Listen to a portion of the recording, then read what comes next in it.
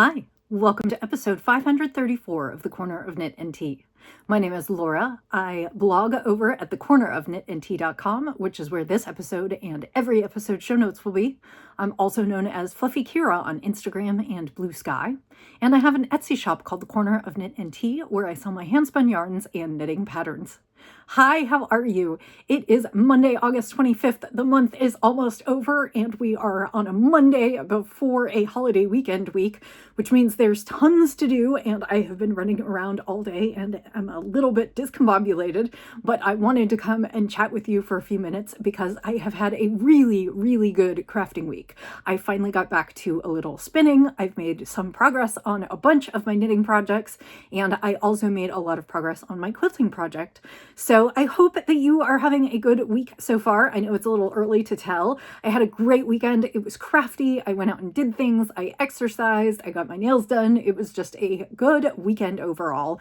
And the weather is better here. I am coming to you from kind of the suburbs of Kansas City. I live on the Kansas side, and it has been beastly hot for the last few weeks, but it is finally coming down. I won't say that this is the start of fall because it very obviously is not, but it's supposed to be highs in the 70s this week. I don't even know if we're supposed to hit 80. It should be absolutely lovely. I went and took a walk outside yesterday afternoon, and it was 78 degrees at 5 o'clock. But it was still so lovely compared to this time last week when it was well over 100 degrees at 5 o'clock, and I did not want to be outside in the least. So, like I said, it was a good weekend. So today I am drinking some Swedish tea. I got this in an exchange with someone. It was a crafty exchange, and she included some tea from a tea shop, and I'm going to butcher the pronunciation. The name is Hornen, and it was in Uppsala, Sweden. And it is chocolate and strawberries, and it is delicious, and I don't know how to get any more of it because last I checked they had the shop itself was online, but the tea was not. So it is delicious, and I've been hoarding the last little bit of it to savor it. I'm almost done. With it, probably another cup or two of tea. And I know they say tea doesn't last forever, but it's still pretty good. So I am finishing that off. I'm coming to you. It's about 4:15 in the afternoon because it has just been a crazy day. I didn't even stop for lunch. I still have so many more things on my to-do list. It's a good thing it's just Monday, and I still have many more days to work this week. But I am going to chat with you for a little bit, and then I'm going to try and finish off my day. And then it'll be time to go down to the basement right after work. I usually lift weights with my husband a little bit. I'm not a big weightlifter, but he is, and so we kind of have a routine where 3 days a week I go down and we lift weights for a little bit. So I have that, and then I'll have to cook dinner, and then I'll finally get to sit down and relax a little bit. So I am drinking my Swedish tea in my Green Ridge Potter's mug. I got this at Maryland Sheep and Wool, which I went to the year Roxy was born, which was almost 12, so it was 11 years ago in May, and it is a lovely mug, and it actually is the mug that I am using most often these days, as you can probably guess, because I show it to you quite often. So let me get through a little bit of this, and then I will let you go back to your day. So the first thing that I have been working on is Hiss and Vinegar. It is the make-along hosted by Bronwyn, who is Casapinka. The 5th clue came out this past Friday. I just finished the 3rd clue because I am very behind. I will say that to let you know that if you would like to look away at this point and do not want to see it, you are more than welcome to, but I am missing clues 4 and 5. I am just ready to start clue 4, and I might do a little bit of it tonight. I might not get to it, though. This is a wrap knit on the bias. It is basically a sampler project with a variety of different stitches, and she encouraged you to pick 3 colors that complemented each other or contrasted with each other nicely.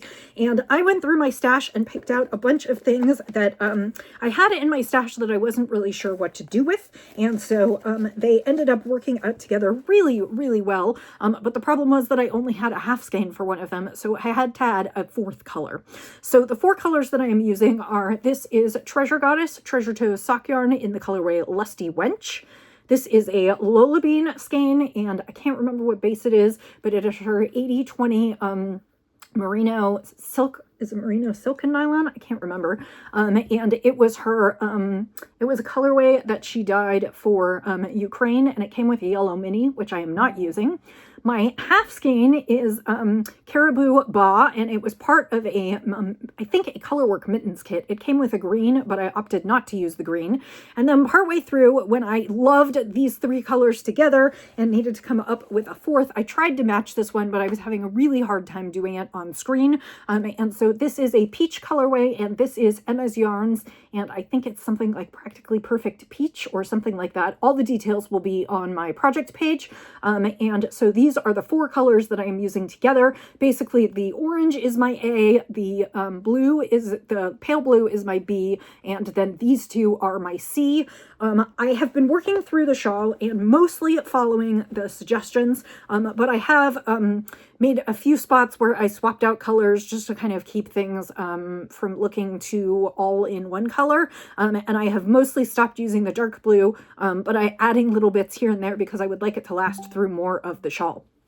So now I'm going to show you what the shawl looks like. So this is where I started way back when, with the orange garter at the edge and then working through all of these different things. I think when I left you last time, I think I was just done with this peach section here, or I had just started these stripes. So I knit the stripes and now I finished these two sections were maybe these three sections. I can't remember. These were clue 3. And so now I am done with clue 3 and I am ready to move on to clue 4.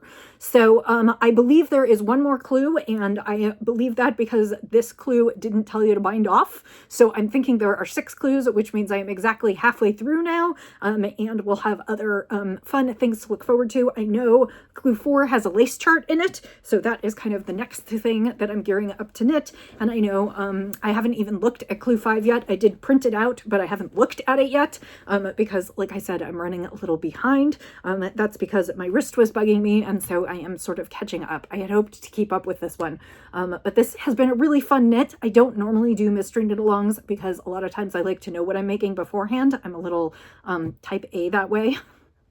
But this has been a really fun project, and I may do some others just to use up some skeins in stash that have been hanging out and not getting used. Beautiful yarn. I bought it with a purpose. I didn't get to it, and now I can kind of move it on out of my stash and into something beautiful that either I will keep or I will gift somewhere. So that is the first project. The second knitting project that I am working on is the Cove cardigan. It is by Heidi May. Pattern is only available on Ravelry. It is a children's pattern, and the pattern actually doesn't go up to the size I need it to. I had picked it before I realized that it didn't, and so I have been adding to the pattern and sort of expanding it in the ways I know how, partially as a tech editor and also because the pattern seems fairly simple for children's patterns, or the method of increases seems fairly simple for kids' patterns where they're growing sort of not exactly uniformly. Nobody ever grows uniformly across all different size ranges, and so I don't want to suggest that you can always do this, but particularly if you're squeeging it just a little bit, like particularly in the kids' sizes, I'm not too worried about that. So, like I said, I'm knitting the Cove cardigan. I'm knitting this in Malabrigo Rios in the colorway Pines, and it is a really lovely superwash merino. It is kettle dyed, so it is lovely and variegated. This is Rios. It's from Malabrigo, and this is the colorway number 213. And it is this kind of spruce color that's like green and teal, and Roxy asked for a teal sweater, and the real teal color that they do is teal feather, but I used that for the last sweater I knit her, so I decided for this one I would use something slightly different. This sweater is pretty simple. I am making a few modifications, not all of which I've completely decided yet. It is a top-down raglan, and it has a really pretty kind of leaf lacy edging / button band. So it is, like I said, it is top down, and I have quite a bit of it done now. I'm very happy. I did a bunch of repeats this week. So last week I had just literally was on the first row or two of separating off for the sleeves, and as you can see, this is the leaf lace panel here. It's only on one side. There will be kind of a standard button band on the other side. So this is destined to be a top-down cardigan. the modifications are that at some point, probably fairly soon, the pattern suggests that you increase some at the back to create sort of a little bit of a ruched or ruffled back, so that there is more fabric kind of below that line than there is above that line. The increases occur only on the back, so it would just kind of ruffle that. And I haven't decided yet whether I want to do that or whether I want this to be more of a simple cardigan. I really like it in the child sizes with the ruching on the back. I just can't decide if I want to do that for Roxy, if she'd like that. It is almost a little roughly detail, and I'm just not sure whether she's feeling that at this age or not. And then the only other thing is that the sweater called for kind of slightly elbow length sleeves, and this is a sweater for a little girl who lives in Chicago, not a little girl, a tween who lives in Chicago, so I want to be sure that it will cover her full arms. So I will be doing full length sleeves, and I have plenty of yarn to do either. I bought extra yarn knowing that that was what I wanted to do. So I have several more repeats on the body to go because this is a slightly long sweater, but I just have to decide whether I'm going to add that extra. I do have a measurement for it, and actually it looks like I'm getting pretty close to that measurement, so I should probably check that out and make that decision. And then it tells me roughly how many leaf lace repeats I should do before I get to the bottom. And I think I'm going to add one extra because she is shooting up and she is all torso and legs. And I would like her to have some extra coverage maybe for another year. I think I'm also going to add an extra inch to the sleeves. And I am to design the sleeves, because the sleeves only go down to the elbow on the pattern, I am actually going to knit the full sleeve, and I'm going to go ahead and incorporate a few other decreases so that it will get down to the cuff nicely. And then I will also make it a decent length.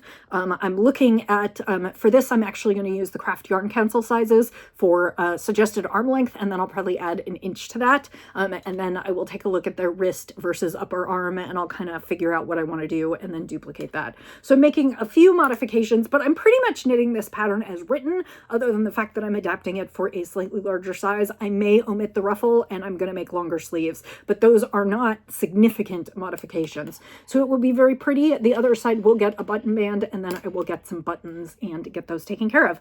So my hope is maybe I will even finish the body this week. I was pretty good at working on it this week, and if I could finish the body and get to the sleeves, I would be super, super happy. Her birthday is not till October, but I'm really hoping to get this done in time. And I will say that I'm alternating skeins every couple of rows, which you can see a little bit down here. These are all still the first two skeins, so there shouldn't be any large color variation, but you can see there is a little bit. That is also why I'm alternating the skeins, because these skeins are kettle dyed, which basically means they put them in a cauldron with lots of water and dye, and sort of depending on where the skein is in the dye pot is what will determine how it takes the dye. So that is what's going on there. I know I feel like I'm rushing through these, and I'm trying not to talk super fast, but I'm also watching my work chat go in the background, and I gotta go back to work. So if I'm going a little fast today, I do apologize. So that concludes the knitting portion of the podcast. Those are the two projects I'm working on and will continue to work on. I know it's not super exciting for you, but hopefully I'll have a finished body next week and maybe another finished section on the shawl. And by the end, well, not by the end of this month, but by partway through next month, hopefully I'll be done and I'll be able to cast on for some new things. I have some socks in mind for the kids, and I have a top in mind for myself, or I might go back to the mosaic top and work on that. So I definitely have some ideas. So let's talk about spinning, and then we'll briefly delve into quilting, and then I will be done. This week, I actually did come back to spinning. I only started last night, but I am working on some BFL from Hello Yarn, and it's called Still Air, and it's really pretty. It's got these deep teals and magentas and pinks in here, and then it's also got some fun peaches and some blues and a little bit of purple, and it's just a really nice contrast. This is the second half. I am working on the first half. I've only got maybe half an ounce spun, so I have a ways to go. My guess is this will take me 2 weeks to spin the singles and ply. I'm taking it really slow. I'm going back to the 15 or 20 minutes a day, just spin a little bit, spin a little section of fiber, and then I can move on. So that is what I started on this week, and hopefully we'll be able to share at least one finished bobbin with you next week, and probably be on the second set.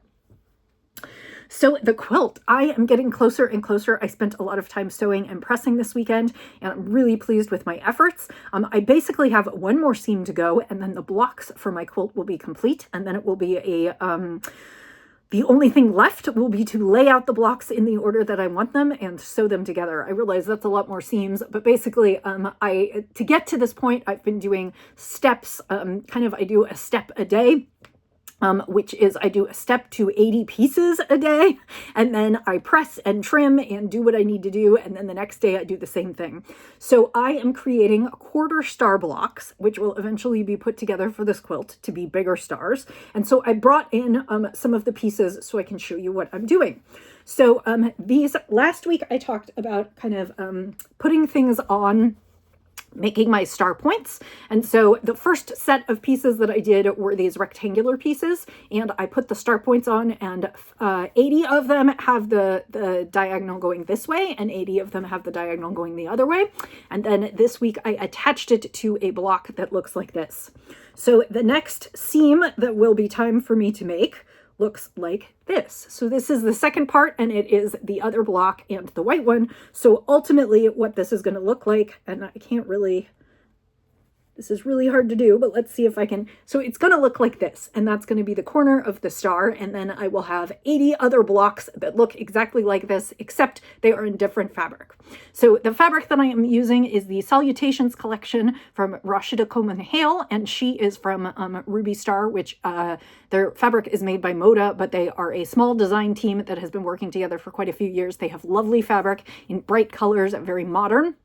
The pattern that I'm using is Star Pop by Emily Dennis, and it's been quite simple and quite easy to put together. Obviously, there are quite a few seams, and I didn't 100% nail getting my fabric to go the correct direction, because you can see some of the writing fabric is directional, and so it's not completely, by the time these get turned around, they won't all be directionally perfect, but you can see this one is some fun washi tape on a black background, and then I have the white star. So all of the stars will be the white fabric, which has just some writing on it. The Salutations collection is like a stationery and stamp and letter writing collection. So the fabric with the writing says, like, how are you? Dear so-and-so, I love you. Cheers. Don't stop. Thanks for your letter. All kinds of different phrases on there. And then all of the other prints in the collection are various kinds of supplies. So there's pens and pencils,